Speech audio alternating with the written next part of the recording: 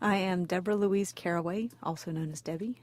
I am 44 years old. Today is May 10th, 2014. We're in Durham, North Carolina, and my interview partner is my mother. My name is Jill Game Carraway. My age is 75. The date is May 10th, 2014. We're located in Durham, North Carolina, and I am here with my daughter, Debbie.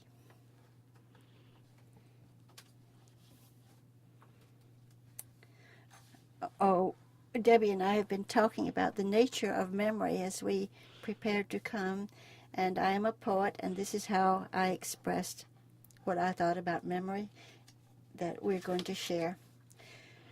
Memories. A room full of memories that no one knew we were making has doors, corridors, cubbies, and even some locked cabinets. Is it a real memory if you write it? Does that stop it, rip connections? Or does memory flow? Direct thoughts like a river cutting channels. Does memory ramble? Make bad jokes? Does it, oh mercy, tangle with past bits from other minds or perhaps dimensions? Is it a random set of mirrors flashing? I try to follow its raveled yarn as best I can, while I hope to forget what I never really knew. We talked about memories and stories, and we thought we'd start off with some origin stories for our family, starting with the three brothers from Ohio. Oh, right. I think every family has oral history that's largely concealed by time. And in our family, there is, on your grandmother's side, there's the story that three brothers named Bennett walked down from Ohio sometime late in the 1700s, early 1800s. And it was a time for them to go out and make their fortunes. And when they got as far as North Carolina, they stopped and they separated. And one went to Beaufort, North Carolina. One went to parts unknown, though rumor has it he went down to South Carolina. And the other one wound up, heaven knows why, in Grantsboro, North Carolina. And that was your, well, I don't know which grandfather that was, but it was long ago. And my grandfather told me this story. And when he went off to war, it was World War I, and after the war, he's coming back on the Liberty ship. He was telling me his experiences. And in that trip back from France, they had to prepare for it by one preparing to feed themselves because food on the Liberty ship was not free, or they did have some that was bad quality. So those guys bought a case of pineapple and a big wheel of cheese, which is what they lived on as they crossed the Atlantic. And they had very little to do on the daytime. So he was out walking the deck when he saw somebody on that deck that stopped him in his tracks. There was a man there. He thought, what is my brother doing on this ship? I didn't know he was in the Army. And then he realized it wasn't his brother, but it was somebody who looked exactly like him. So he walked over to the man to see who he was, and his name was Bennett, and he was from Ohio. And they stood there passing the time of day and talking about the possible origin of their family and if they were perhaps related. And then, like lots of memories, it stops before it ever finishes. They wandered away from each other. They never got back together again, but he always did wonder if that man was a relative. So that's one part of the origin of our family. And so that gets your maternal line started. It's a little more exciting when you go to the paternal line, or my father. My father's family lived in Johnson County, North Carolina, back in the part they called Noose Islands. That was with a T. And they were farmers and bootleggers doing whatever they had to do to make a living. They had this was the second wife. The first wife had died, and the man had married a second wife who had given him 3 daughters. He had 1 daughter from his first marriage. He wasn't real happy that he didn't have a son. But he went one day with one of his friends. They took a train trip and went to Richmond, Virginia. They left all the women home. As far as the women knew, they were going on business, and they had no idea what the business was. But they went to an orphanage in Richmond, Virginia, these 2 men, and one of them planned to adopt a baby boy. He didn't have a son. He needed a son and didn't look like he was going to get one. And so they went in, and things were a lot more casual in terms of adoption back then. And he found a boy that he wanted, like a 6-month-old baby. And Mr. Game, my grandfather, said, well, if you're going to get one, I'm going to get 2.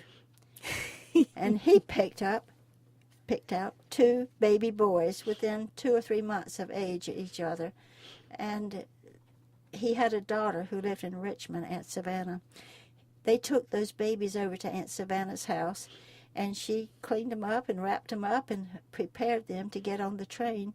And she also rode the train back to Johnson County with them. And they carried those babies home, and the one man took his baby on home. We don't know his story. But Mr. Game walked into his house with a baby boy on each arm, walked over to his wife and said, Madam, I have brung you 2 boys to raise. Dropped them in her lap and went out to his still. And that's how your family on that side got started. So you have an interesting origin. We do. It wasn't necessarily an easy life that they led, and I think a lot of our family history, when we look at, as we were talking about memories the other day, we realized that most of our memories are rooted in some way in a form of humor. And one of the classical definitions of humor is that it's funny if it ends happily. You have a beginning, a middle, and an end, and it's humor if the ending is good. And in most cases in our family, while it might have gone through some strange permutations, the ending is good, the ending is funny, and humor simply pervades most of the stories we tell, even when it seems inappropriate. So, Granddaddy grew up in Johnston County. He did. And tell me about that. It was a rough upbringing because his father, who had so cavalierly brought him home to Grandma Game, who was a saint, really she was, he had his problems with alcohol. He made it and he used it and he sold it and he got caught for it. So they had a rather rocky life. And I have been trying to write down some of these memories for you, and of course I'm writing them down in my milieu. And this is a poem that does not yet have a name, but it is based on an afternoon that my dad and I spent out in the backyard in Goldsboro, and he was telling me, we were sitting at the picnic bench, and he was telling me about some of the stories from his boyhood. And this poem is about that. I decided if Pa hit Ma again, I would take down the shotgun hanging over the fireplace and shoot him.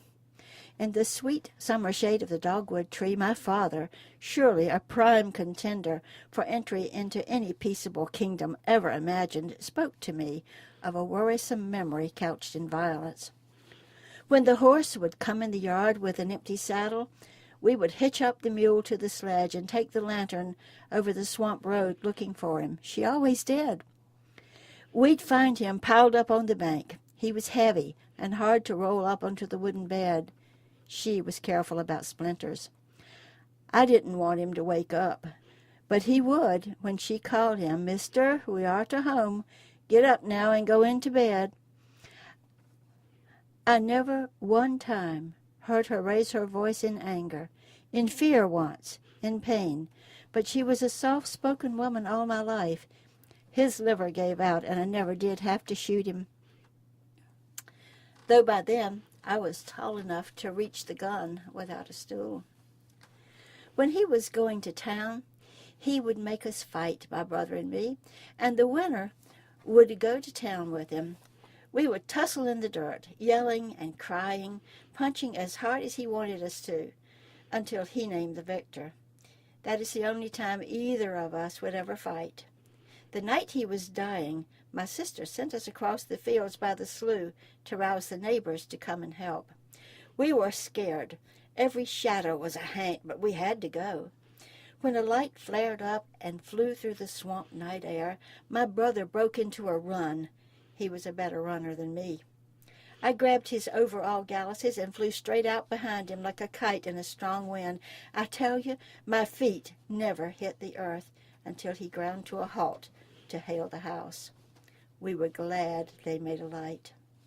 Ma wept without making a sound for all of us who wouldn't cry, and buried him beside his first wife, the one that only Pa could see when she walked by his bed with a peddler's head in her hands.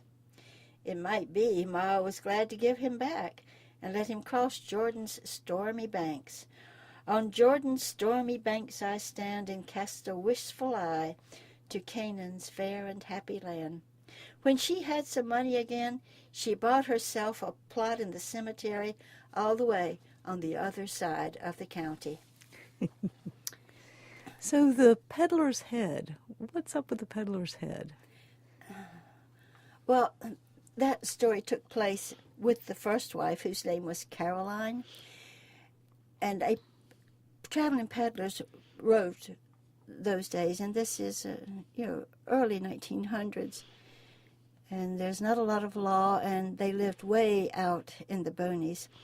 And apparently, as I heard it, that traveler made some inappropriate suggestions to Caroline, and Mr. Game was not happy with them, and the only thing that I could say is that they were out digging a hole in the floor of the smokehouse late at night, and that peddler was never seen again.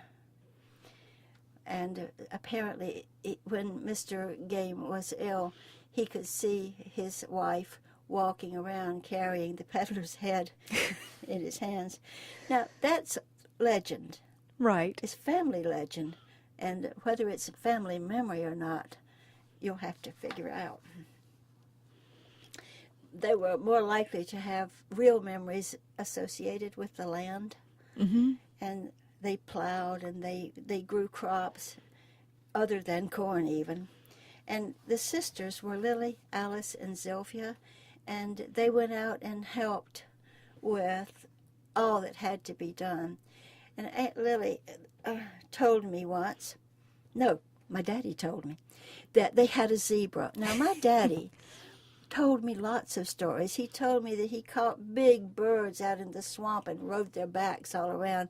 He told me they rode alligators. He told me Uncle John caught snakes with his bare hands and popped them like a whip.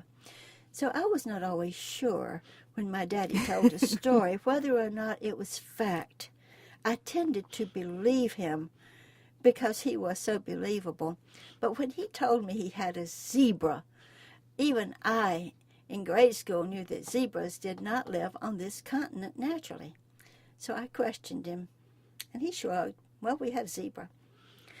And I thought one day I'll catch him in one of his stories. And Aunt Lily was at the house. I said, Aunt Lily, did you have a zebra when you were at the farms back in the islands? She says, you mean that striped donkey? What plow worth a dung? That took care of my trying to catch my daddy. And this poem is titled 1926. Somebody said our zebra was like Pa in prison. Same stripes, same stubborn nature, always out of place. This voice is my father talking. I thought it had pretty ears, kind of round and short, and it liked me. I pulled up clover, blossoms and all for it. It could run faster than me, but it couldn't get away from Pa. Was that a fact? A zebra on the farm? Mixed in with mules, donkeys, horses, and cows in High Johnson County? Johnny and me used to slip down to Pa's still when he was gone off trading, and Ma thought we was at school. There was a cup there hanging on a branch for sampling the run, and we'd catch some, a drop at the time. and then lay back on the bank and drink it. For real? 2 little boys in the swamp getting drunk on white liquor while the sun puddled its way to the ground? And the next poem in this series, Compromise. You'll recognize this. Gee! Well, haw then, gol darn it, you dang striped donkey. Lily threw down the plow line, pulled up her skirt tail to wipe her face, sweat wet, spattered with dirt, burning like the sun itself. As curved as the path of a stealthy lion, a sandy furrow crawled behind them. The zebra bared its square teeth and flicked its tasseled tail at horseflies singing on its flank, their hot notes dotting the breeze.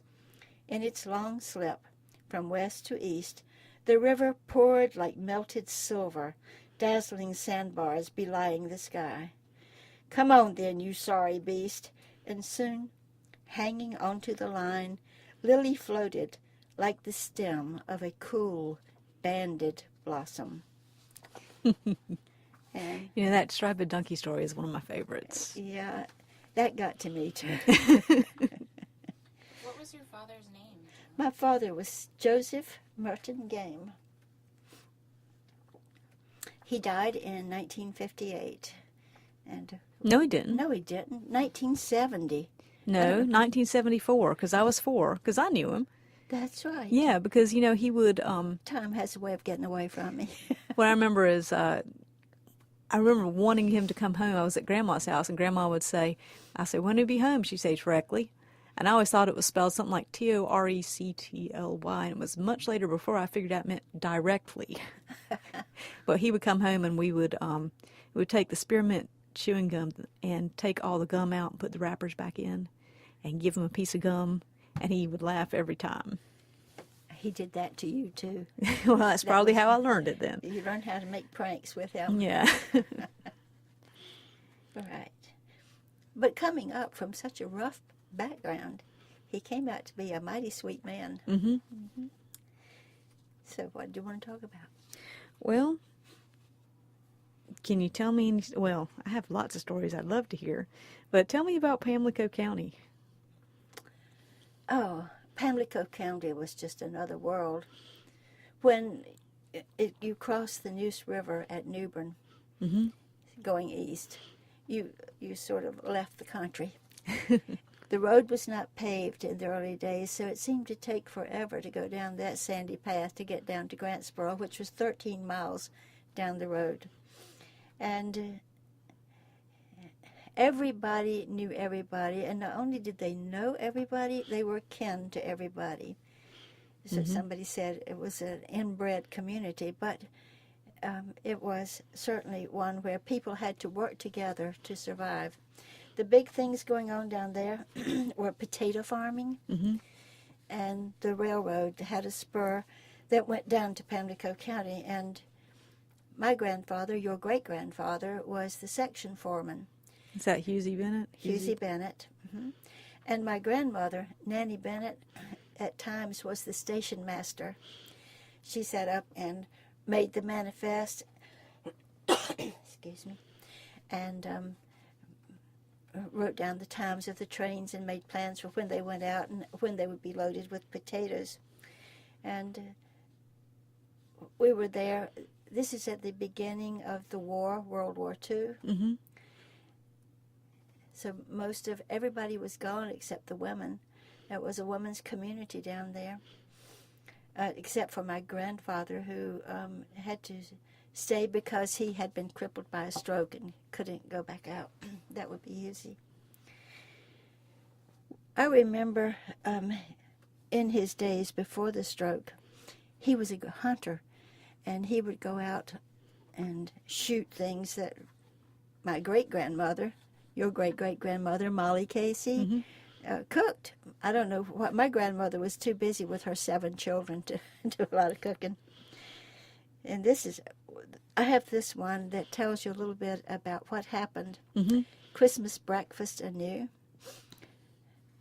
From the many magic pockets of his coat, my grandfather pulled bird after bird to stack in feathered pyramid on pages of the Pamlico Herald, adding weight to news that listed births, black bear raids, cougar sightings, potato prices, and both natural and war deaths. Great-grandmother fed the fire in the wood range, building heat and steam in a kitchen ready to receive a hunter's bounty. Snug as a warm cat, I watched those birds come sizzling from the oven, brown, rich with gravy, ready to feed body and memory with a Christmas breakfast unimaginably wreathed. The war is over. Cook and hunter are dead.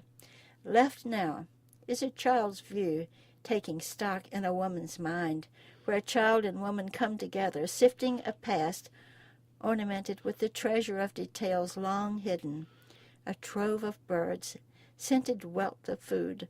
The future, transformed, opens into valued gifts born from afar. And I think those valued gifts are the gifts of memory, especially the ones that we're able to share. Mm-hmm. You know, I think that sounds like such a delicious thing. That's a delicious poem, a delicious meal. But it made me think about your story about squirrel soup. Oh my word. Back to Johnson County we go. Aunt Lily, Uncle Buddy was a sharpshooter. That's her husband, Elijah Capps. And he was a sharpshooter in World War I and had a wall full of medals on that wooden house they lived in. And he could shoot a squirrel, he could shoot a turkey, he could shoot whatever he shot, they ate. And I remember going in one day with my daddy to their house. Uncle Buddy wasn't there. Aunt Lily was making something. When my daddy walked in, he said, "Oh, squirrel stew." And he went walking right over to the stove and lifted the pot lid and looked down into it and says, "Come look at this, Jill. Come look at this." So I trotted right over there and looked in it, and I almost fainted. Little squirrel skulls floating in the broth, all of them just grinning up. How could you eat anything with all those carcasses? But my Aunt Lily just looked at me and says, "I just love that little dab of brain." So that's where I learned to cook, Debbie. Oh, well, that explains it then, doesn't it? No, I've always liked your cooking. You know, we talk about Aunt Lily and everybody. I think about Aunt Lily and the Pepsi story where she was out in the... I told you they let her off life, and they did work from, many hours.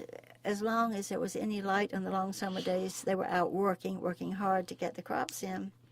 They worked so hard that once Aunt Alice, Aunt Lily's sister, and her husband came in and had dinner. Dinner was taking place in the middle of the day there, and they had dinner and fell down for a quick nap before they went back to the field. And when they woke up, they were so disoriented because they couldn't understand the sun was in the wrong place, and they were having some serious talks about, did something happen to the world while they were taking their nap? But it turns out they simply slept around the clock. They were so tired. But Aunt Lily, what am I telling? You remember she'd been out there plowing? Oh, yes. They lived down the path from each other, a path about a quarter of a mile long. And they kept a crate of soft drinks in a wash tub of ice for themselves and for the farm workers that they hired to help them. And Aunt Lily said to me one day she'll never forget the day she grabbed a big RC cola and popped the lid and was walking down the path, and she turned that bottle up and was going jug-a-lug, jug-a-lug, until she drank the whole thing and then flipped the bottle off into the weeds. And she said, "A belch came out of me so long, so hard, I never forgot it. It like to have tore my head off." So, good country stock. Yeah, always good things happening. Mm-hmm. And since I'm going to keep going here, one of my favorite stories is about Granddaddy and the cow outside your window. Oh, well, this has to start with Aunt Lily. She and Uncle Buddy bought a schoolhouse, a 2-room schoolhouse to live in, and the Bunn Schoolhouse out in Wayne County.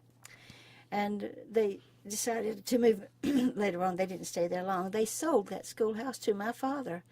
I was absolutely thrilled. We had a schoolhouse of our own.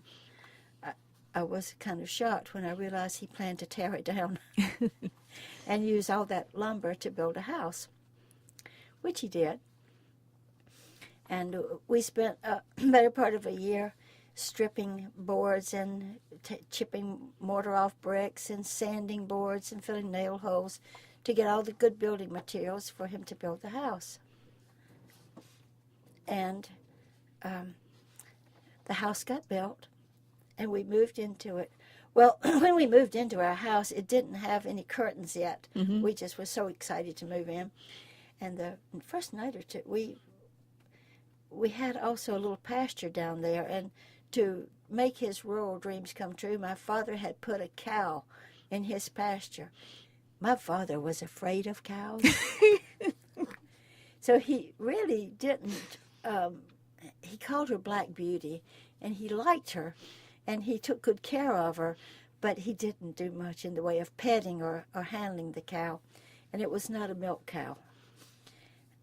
And the one really moonlit night in my room with no curtains on the windows, I saw something bumping big and black outside my window, which got my attention. And I slid out of bed real quick, and I went across the hall and said, Daddy, wake up. There is something big and black outside my window. And he said, what? And then he said to me, don't make a sound. And he slammed his feet up and looked around for his shoes, because he's not going anywhere without shoes. Never mind that he's in his underwear sleeping, but he's got his shoes on. Clipped the light on to find his flashlight, clipped the light off, and said to me, don't cut on any lights. We headed to the back porch, and the big black thing was still over there. And he looked, he says, well, dang, it's the cow. I'll catch her. And there was a little rope around the cow's neck with about 3 feet of string hanging from it. And he stepped over there like he was just going to grab that rope and take the cow, but the cow had a different idea and stepped away. So my father stepped forward, and cow stepped, father stepped, cow stepped. And they got all the way to the highway that ran in front of our house. This was a long straightaway where people like to race. But this is in the middle of the night. It's like 1 or 2 o'clock in the morning. It's a bright moonlit night. They got all the way down to the road, and the cow's just stepping 1 step faster than my father, who had got to a little trot by now, and so was the cow. And they were going, when they got to the road, I climbed up on a white pillar that was there by the driveway, and I was sitting on the pillar. And You were sitting on the pillar? yeah, and I was laughing because my father was now at a full run going down the road after the cow. I saw way down the road where the road dipped the beginning of headlights coming our way. Oh, no. And there was my dad running down the middle of the road in his underwear after a cow. And I'm sitting up on that post and just laughing like crazy. And I yelled at him, said, Daddy, there's a car coming. And he looked up and he could see headlights. And he turned around to come back to the house because he did not want to be seen in the middle of the night running down the road in his underwear. And the cow kept going. Well, this car was coming pretty fast, and my father did not have time to get into the safety of the yard, and so he dived into the ditch that was beside the house. Well, the ditch was about half full of mucky water and things, and something moved under his stomach, maybe a frog, and he rose up into the air in horror just as his headlights hit him dead on. And I could hear with the rolled down window that car had come to a great slowdown because the cow had been in the road in front of it. And my father rose up into the headlights dripping slime, and there was this wild-haired girl screaming on top of the post. And I heard somebody say, hell, man, let's get out of here. And they took off. And my father came out of the house, out of the ditch, dripping, unhappy, the cow still free, running down the road somewhere. And the end of the story is that we went into the house and he got into the shower. At that point, my mother woke up and said, "Why are you all up?" The end of the story. They did eventually catch the cow and get it back. That's good. You know what? What? When I told that story to my father, it was like all those years later, it's his last couple of years, and he said, "You know, Jill, that's a good story, but it ain't the way I remember it." How did he remember it? He didn't go any further. He just laughed and he appreciated it. We all liked a good yarn, and we're not going to mess up each other's yarns. So there was, kind of fast forwarding a little bit. Mm-hmm. There's the story you took me swimming. Oh. So it wasn't quite so murky, the water, but It wasn't. In the summer, down close to grandmother's house, there in Goldsboro, Wayne County, the cliffs of the new state park has a nice swimming lake. And you had learned to swim as a baby, so I'd just love to take you down to go there. And Joanna, your sister, was too little to go by herself, though she also was a water baby. But we went down to play in the water one Saturday morning. And when we got down there, there were a lot of people there. We were perhaps the only white people in the lake at that time. And so I was over playing with Joanna, and you found a gaggle of children to play with, and we were just knocking around in the water when all of a sudden you had a voice that carried like a little foghorn. You stood up in that water, and you yelled at me, "Jill, do all black people have black babies?" oops. All I could think to say was, I said there, "No, honey, only the mothers." And Joanna and I both went underwater then. I was glad that you were observant. If not tactful. Yes. Yeah. I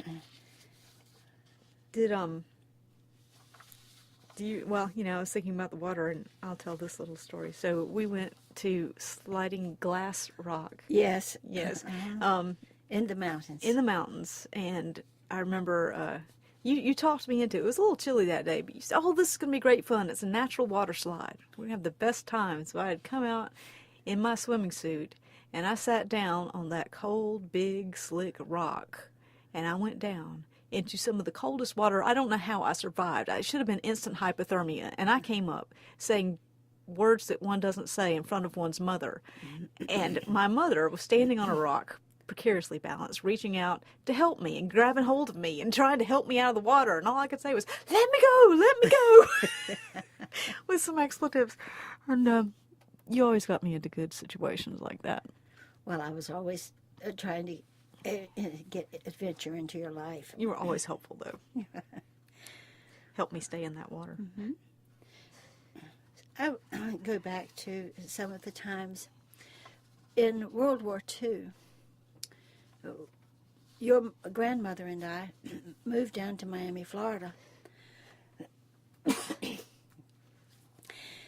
And your grandfather was stationed on a boat that was chasing submarines up and down the Atlantic coast. And we were in Miami because that was his home port, and we'd get to see him when he was in port. And when we were there, hurricanes came, and coconuts fell in the middle of the street, and we would go out and gather coconuts. But when Daddy was home, we'd go out to Biscayne, I think it's park. It was a water-based park. And it was like a moment when the war didn't happen. And we were sitting there. And I wanted to go down to the water fountain, and I was about 5 years old at the time. And they were necking on the bench, and they said, "Oh, go to the water fountain. You can go to the water fountain." They knew they could see me all the way there and back. So I trotted off, very grown up, down to the water fountain. But the problem was I could not reach the thing. And while I'm standing there, a sailor in his white suit, clearly recognizable sailor with his white hat on, came and offered to pick me up and help me get a drink of water. But I looked up at his face, and he was an Asian American. And I knew we were at war with Japan. And I went screaming through that park that the Japanese were here. So it might have been an embarrassing moment, but one thing that happened there was VE Day, and also the day President Roosevelt died, not the same day. That's when I got to see grown-ups behaving in ways I didn't know they could. When the president died, they sat around the radio and they cried. But when VE Day happened, all the grown-ups in the world shot out into the streets of Miami, Florida, and they were hugging and kissing and blowing horns. And all of a sudden, they all got quiet and still, and they all went back inside and quit celebrating. And a little while later, they all poured back out again. And it seems that that first celebration, the radio came on and said, "Oh, we were wrong. The armistice has not been signed." And then later, a few minutes later, an hour later, I don't know how long, they came back and said, "Now it's official." So they had a break in their celebration. Wow. And we ended. Did y'all live near a bar? A what? A bar down there? Grandma told me, and I don't know if this was at that time or not, but she had lived up the street from, and I thought it was in Florida, from a bar, and they would play the Andrews Sisters, Rum and Coca-Cola, a lot. I don't know. I was not of a drinking age at that time. Yeah, well, no, she would tell me that, and Yeah, it could be. because we had gotten a CD for her of some of the music from that era, and it came on, and we probably listened to it 20 times, and she finally says to me, "I told myself I would never have to hear that song again." And that's it. Yeah, so anyway, well, I think that one of the things that we find is that in sharing memories, we build memories. we do, and I'm going to enjoy this one. And so will I. Thanks, Mom.